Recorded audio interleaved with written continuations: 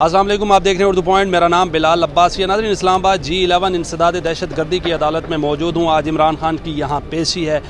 20 अगस्त को इमरान खान ने F9 में अपने कारकुनान की रैली से गुफ्तगू की, तकरीर की। उसमें IG DIG इस्लामाबाद और एडिशनल सेशन जज के ख़िलाफ़ गैर कानूनी अल्फाज का इस्तेमाल किया। मेरे साथ मौजूद हैं एजाज़ सैयद, सीनियर एंकर पर्सन हैं। बिल्कुल मेरे अकब में देख सकते हैं आप, ये इंसदाद दहशत गर्दी की अदालत है, सिक्योरिटी हाई अलर्ट है। एजाज़ सैयद साहब, आज क्या होने जा रहा है? बहुत शुक्रिया बिलाल। मैं जर्नलिस्ट हूँ और एक स्टूडेंट हूँ जर्नलिज्म का।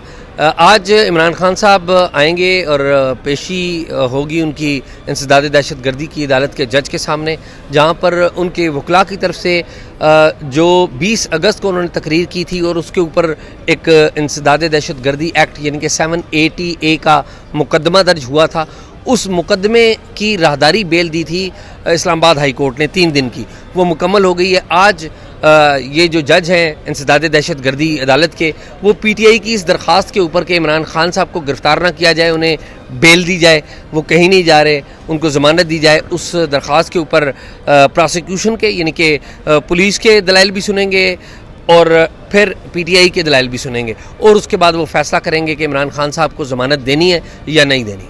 एजाज़ सैयद साहब, वैसे 788 सेक्शन 7 है जो बड़ा सख्त है, उसमें बड़ी सख्त सज़ा मिल सकती है इमरान खान को, क्या समझते हैं आप इस बारे में? ये जो 780 है उसमें उम्र कैद और सज़ाए मौत भी होती है, बड़ी सख्त सज़ा है। ये दहशत गर्दी का एक्ट है और दहशत फैलाने का एक्ट है।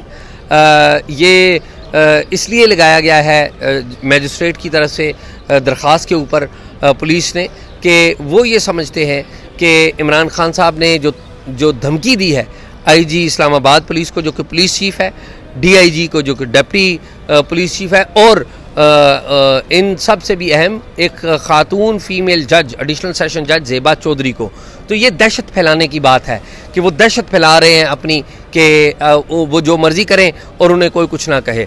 तो इस कॉन्टेक्स्ट में ये ओपिनियन है प्रोसिक्यूशन का।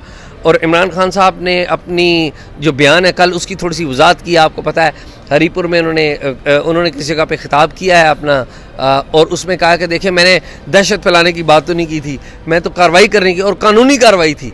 तो थोड़ा सा इमरान खान साहब पीछे हटे, लेकिन अपने बयान के ऊपर कायम है, तो ये बड़ी अहम बात। देखा जाए तो 2013 में भी इमरान खान पर दहशत गर्दी के मुकदमात बने थे, फिर उसके बाद तौहीन अदालत भी हुई थी, उनको रिलीफ मिल गया था। क्या आज ये एक्सपेक्टेड है कि इमरान खान को रिलीफ मिल जाएगा, या इंटीरियर मिनिस्टर जैसे बड़े तंदो तेज़ बयान दे रहे हैं वो बात होगी? 2014 में इमरान खान साहब के ऊपर ऐसे मुकदमात बने थे, उन्होंने उनके फॉलोअर्स ने PTV इमारत पर कब्ज़ा किया था और सेक्रेटेरिएट पर धावा बोला था।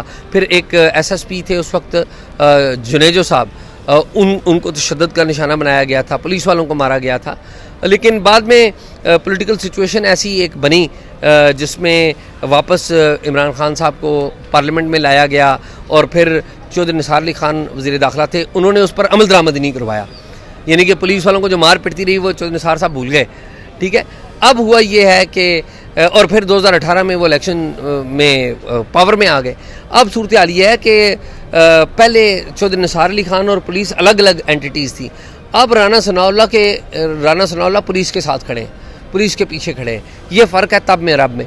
तो रिलीफ मिलने का बिल्कुल इम्कान है। इमरान खान साहब को अब तक की जो रिलीफ है वो अदालत ही दे रही है, तो देखिए अब क्या होता क्या। वैसे देखा जाए, सियासतदान तो अक्सर पुलिस के ख़िलाफ़ अल्फाजात का इस्तेमाल करते हैं जो गैर कानूनी होते हैं, लेकिन इस दफ़ा कोई एक्शन सख्त नहीं हो गया। लेकिन इसमें मेरे ख्याल में मजिस्ट्रेट साहिबा का भी वजह से ज़्यादा एक्शन सख्त हो गया। एडिशनल सेशन जज का नाम जो लिया है वो एक इजाफी हो गया है। पुलिस वालों को बुरा भला कहना यहाँ की एक रवायत है, जो कि वो भी गलत है, ये भी रवायत गलत है, ये बात दुरुस्त नहीं है।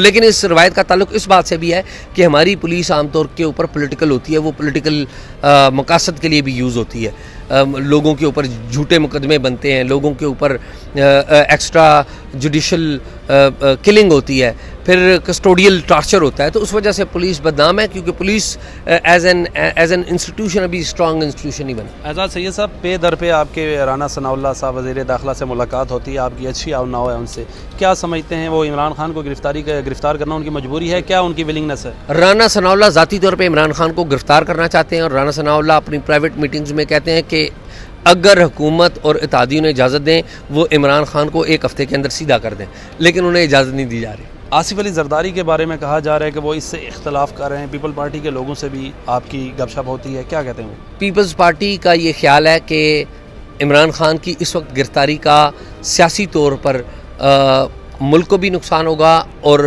हुकूमत को भी नुकसान होगा। आज एजाज सैयद साहब एक्सपेक्टेड क्या है? एहतसाब अदालत के बाहर मौजूद हैं, यहाँ से इमरान खान की एंट्री है, क्या कहा जा सकता है? आज उनको रिलीफ मिल जाएगा? अगर रिलीफ नहीं मिलता, उनकी ज़मानत मनसूख होती है, तो आज ही गिरफ्तार किया जाएगा उनको? अगर इमरान खान साहब की ज़मानत मनसूख हो गई तो ये बिलाल साहब, ये जो पुलिस वाले खड़े हैं ना, इन्होंने गिरफ्तार करना है।